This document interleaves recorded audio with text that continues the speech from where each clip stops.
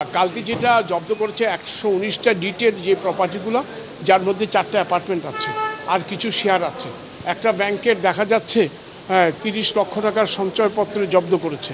তো মোটামুটি এখনও আপনাকে পূর্ণাঙ্গ চিত্র দেওয়া কঠিন হবে, কারণ অনুসন্ধান চলমান।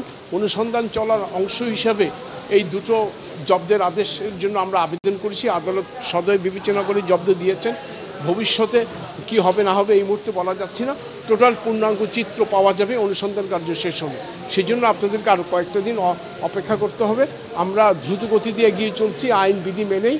কাজেই এখানে আশা করছি খুব আমরা অতি সত্ত্বর অনুসন্ধান শেষ করতে পারবো।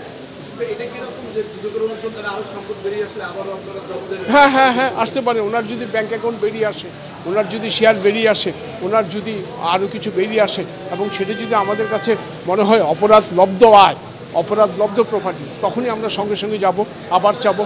এটাতে আইনে কোনো ব্যত্যয় ঘটবে না, আইনে কোনো বাধা নেই।